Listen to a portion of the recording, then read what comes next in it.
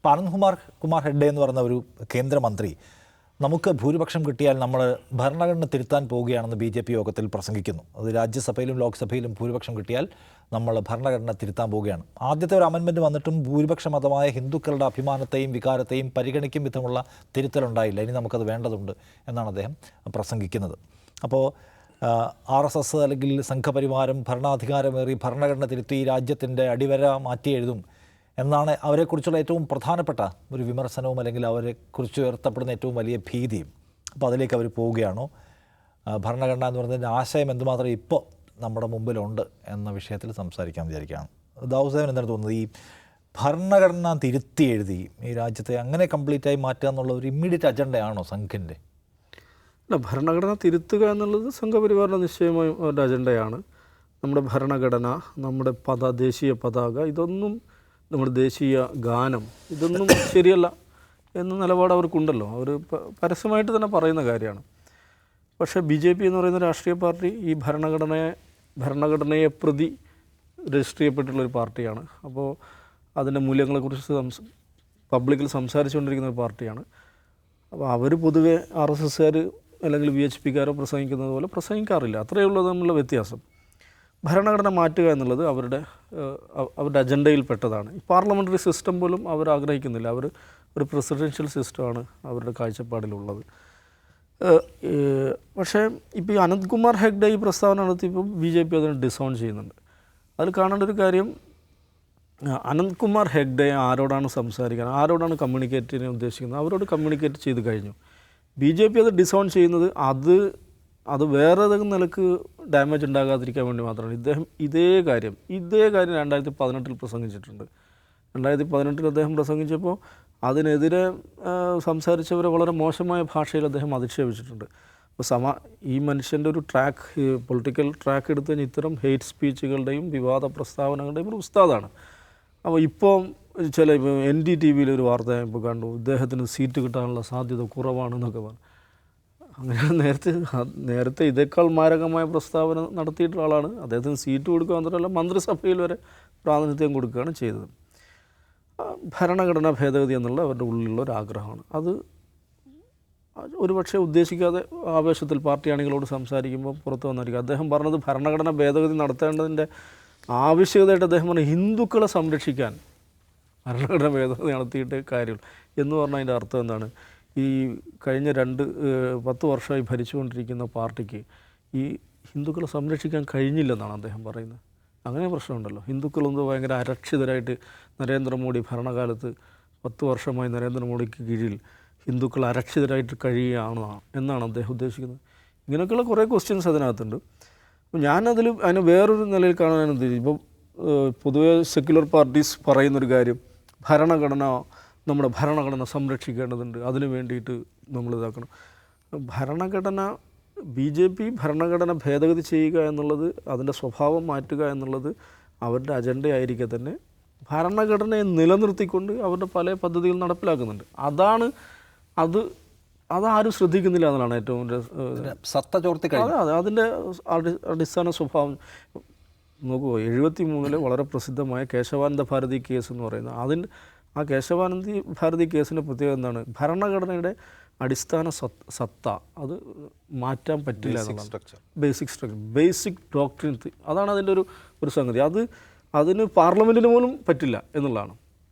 ഇപ്പോൾ നമ്മുടെ ഭരണഘടനാ ഭേദഗതിക്ക് 3 സ്വഭാവത്തിലുള്ള ഭരണഘടനാ ഭേദഗതികൾ സാധ്യമാണ്. ഒന്ന്, പാർലമെൻറ്റിൻ്റെ സിമ്പിൾ മെജോറിറ്റി, രാജ്യസഭയുടെയും ലോക്സഭയുടെയും സിമ്പിൾ മെജോറിറ്റിയിലൂടെ സാധ്യമാകുന്ന ഭേദഗതികളുണ്ട്.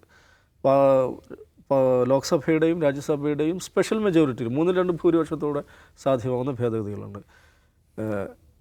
ഈ special majority, parliament special majority കൂടാതെ പകുതി നിയമസഭകളുടെ റാറ്റിഫിക്കേഷൻ, ഇതും കൂടെ വേണ്ട ഭേദഗതികളും ഉണ്ട്. പക്ഷേ ആ ഭേദഗതിക്ക് പോലും ബേസിക് സ്ട്രക്ചറിന് തൊട്ട് കളിക്കാൻ പറ്റില്ല എന്നുള്ളതാണ്.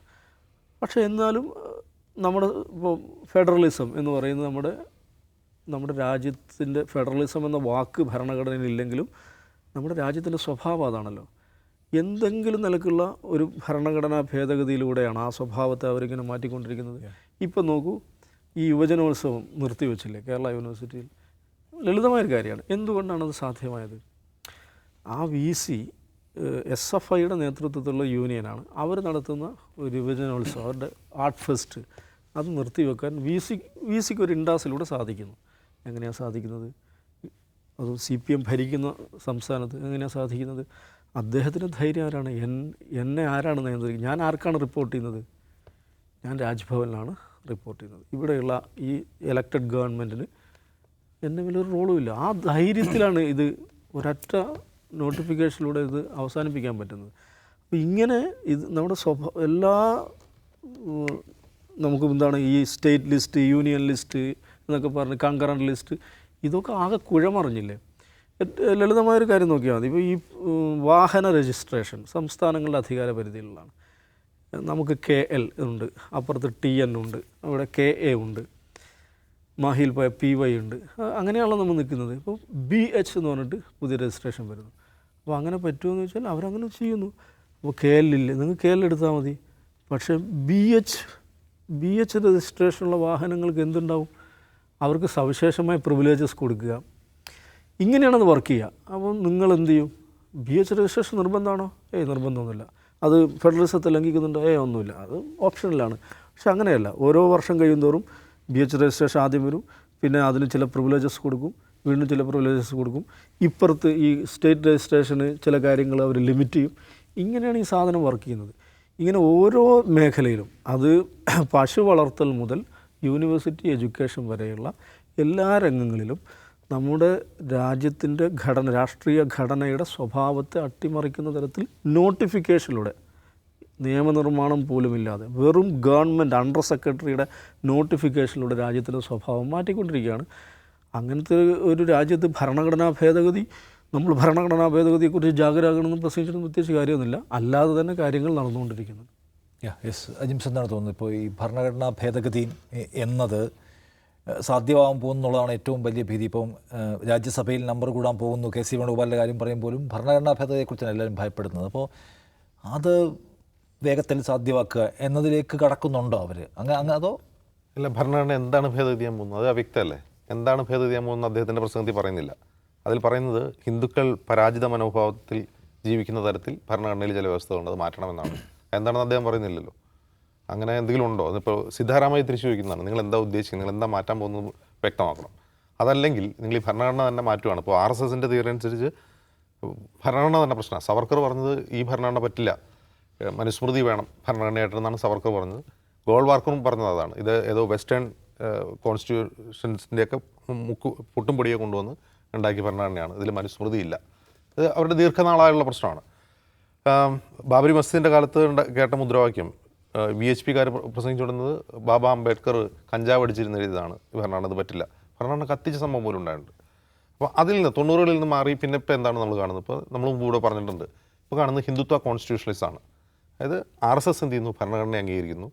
നരേന്ദ്രമോദി അധികാരമേൽക്കുമ്പോൾ പാർലമെൻറ്റിൽ ചുംബിക്കുന്നു, അവിടെ നമസ്കരിക്കുന്നു, ഭരണഘടനയെ പിടിച്ച് സത്യം ചെയ്യുന്നു, ഭരണഘടനാ മൂല്യങ്ങളെക്കുറിച്ച് നിരന്തരം സംസാരിക്കുന്നു, അംബേദ്കറെ അപ്രോപ്രിയേറ്റ് ചെയ്യുന്നു. കഴിഞ്ഞു. ഇനിയിപ്പോൾ എന്ത് ഭരണഘടന? ഭരണഘടന അറ്റത്ത് വയ്ക്കുക എന്നുള്ളൊരു പ്രയോഗം ഉണ്ടല്ലോ, അതാണ് ഇപ്പോൾ നടന്നുകൊണ്ടിരിക്കുന്നത്. ഭരണഘടന അവിടെ ഇരിക്കും, നമുക്ക് ചെയ്യാനുള്ളത് നമ്മൾ ചെയ്യും. അതാണ് ഹിന്ദുത്വ കോൺസ്റ്റിറ്റ്യൂഷൻ എന്ന് പറയുന്നത്. ഇനി അതിനുവേണ്ടി പ്രത്യേകമായിട്ട് മാറ്റുക എന്നാണ് ഇപ്പോൾ ചിലർ പറയുന്നുണ്ട്. അത് ഈ പ്രിയാമ്പിളിൽ മറ്റോ സെക്യുലർ സ്റ്റേറ്റ് എന്ന് നമ്മൾ വിശേഷിപ്പിക്കുന്നുണ്ട്. ഇന്ദിരാഗാന്ധിയാണ് അത് ചേർത്തത്, സോഷ്യലിസ്റ്റ് സെക്യുലർ സ്റ്റേറ്റ്.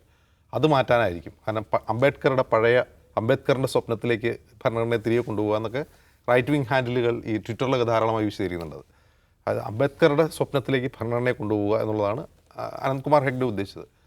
അപ്പോൾ അംബേദ്കറുടെ സ്വപ്നം ഇവരുടെ സ്വപ്നമാണോ? അല്ലല്ലോ. പക്ഷേ ഇവരിത് അംബേദ്കർ അപ്രോപ്രിയേറ്റ് ചെയ്തു, അംബേദ്കറുടെ ഭരണഘടനയെ അപ്രോപ്രിയേറ്റ് ചെയ്തു. ഇനി ഞങ്ങൾ ഇഷ്ടം പോലെ ചെയ്യും എന്നുള്ളതാണ്. ഞാൻ വിചാരിക്കുന്നത് ഇത് ഘട്ടം ഘട്ടമായി ഹിന്ദു രാഷ്ട്രത്തിലേക്കുള്ള ഘട്ടം ഘട്ടമായ നീക്കമാണ്. അവർ RSSനെ സംബന്ധിച്ച് RSSന് ഒരു ധൃതിയുമില്ല. ഇന്ത്യ രാജ്യത്തെ ഇന്ന് തന്നെ രാമരാജ്യമാക്കണമെന്നൊരു ധൃതി അവർക്കില്ല. അങ്ങനെയാണെങ്കിൽ CA പണ്ടേ നടപ്പാക്കിയാണ്. CA ഇപ്പോൾ ഇന്ന് ചട്ടം വരാൻ പോവുകയാണെന്ന് കേൾക്കുന്നു. അതിന് ക്രോണോളജി അനുസരിച്ചാണ് അവരത് ചെയ്യുള്ളൂ. അവർക്ക് ഒരു പ്രാവശ്യം പരാജയപ്പെട്ടോ അവർ പിൻവാങ്ങും, പിന്നീട് വീണ്ടും വരും. അവർക്ക് 100 വർഷത്തിനുള്ളിൽ ഇന്ത്യ എന്താണെന്നതിനെക്കുറിച്ച് അവർക്ക് കൃത്യമായ പ്ലാനുണ്ട്. അപ്പോൾ അതിലേക്ക് ഘട്ടം ഘട്ടമായി പോയിക്കൊണ്ടിരിക്കുകയാണ്. പക്ഷേ അത്രയും പ്ലാൻഡായിട്ട് പോയിക്കൊണ്ടിരിക്കുന്നവർക്ക് ഇനിയിപ്പോൾ ഭരണഘടന മാറ്റിയാലെന്ത്, മാറ്റിയില്ലെങ്കിൽ എന്ത്, മാറ്റാതെ തന്നെ അജണ്ട. ഇപ്പോൾ ഉദാഹരണത്തിന് RSSൻ്റെ പ്രഖ്യാപിത ലക്ഷ്യങ്ങളിലൊന്നാണ് രാജ്യത്തെ ഒരു വിഭാഗം ആളുകളെ പൗരത്വം എടുത്തു കളയുക, അർദ്ധ പൗരന്മാരാക്കുക, വോട്ടവകാശമില്ലാത്ത പൗരന്മാർക്ക് വേണ്ട ലഭ്യമായ മൗലികമായ അവകാശങ്ങളില്ലാത്ത മനുഷ്യരാക്കി അവരെ മാറ്റുക എന്നുള്ളത് RSSൻ്റെ പ്രഖ്യാപിത ലക്ഷ്യമാണ്.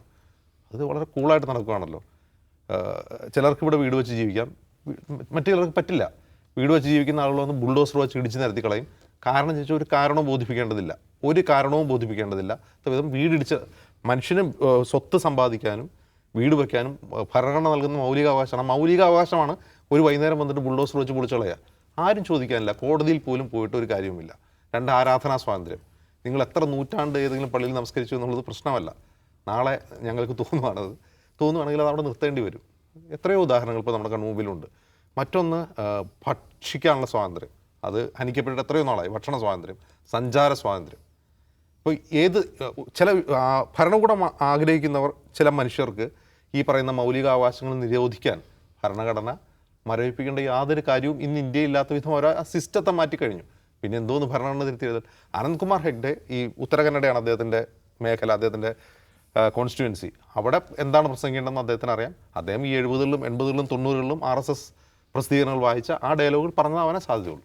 എന്തായാലും ഭരണഘടന അട്ടിമറിക്കപ്പെടുക എന്നതിനെക്കുറിച്ച് സംസാരിക്കുമ്പോൾ ഭരണഘടന ഇപ്പോൾ അതിൻ്റെ മൂല്യവുമായി എന്തുമാത്രം സംരക്ഷിത സ്വഭാവത്തിൽ അവിടെ ഉണ്ട്, അതിൻ്റെ മൂല്യങ്ങൾ എന്തുമാത്രം രാജ്യത്ത് അവശേഷിക്കുന്നുണ്ടെന്ന് ക്വസ്റ്റ്യനുമുണ്ട്.